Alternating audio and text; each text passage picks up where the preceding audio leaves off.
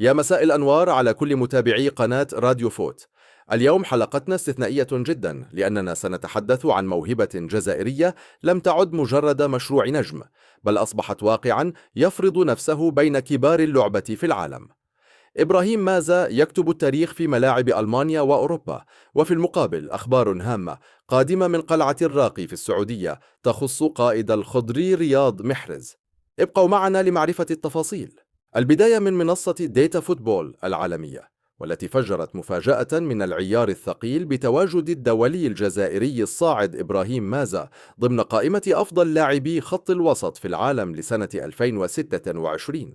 مازا نجم باير ليفركوزن لم يكتفي بالتواجد فقط، بل احتل المركز السادس عالميا. نعم، كما سمعتم، المركز السادس متفوقا على أسماء عالمية مرعبة. هذا الإنجاز لم يأتي من فراغ، بل هو نتاج موسم خيالي مع ليفركوزن تحت قيادة تشابي ألونسو، حيث أصبح العقل المدبر للفريق واللاعب الذي يتحكم في نسق المباريات بلمسات سحرية. تألق ما زال لم يمر مرور الكرام، فالتقارير الألمانية والإنجليزية تؤكد أن كبار القوم في البريمير ليج بدأوا التحرك فعليا.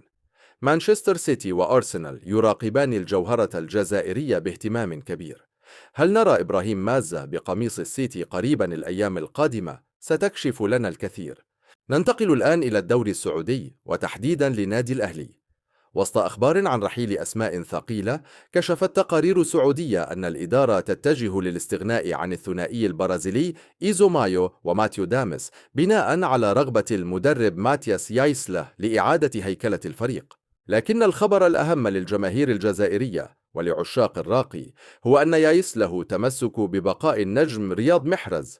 المدرب الألماني أكد أن محرز ركيزة أساسية لا يمكن المساس بها، وأنه القائد الذي سيبني عليه طموحات الموسم القادم للمنافسة على الألقاب.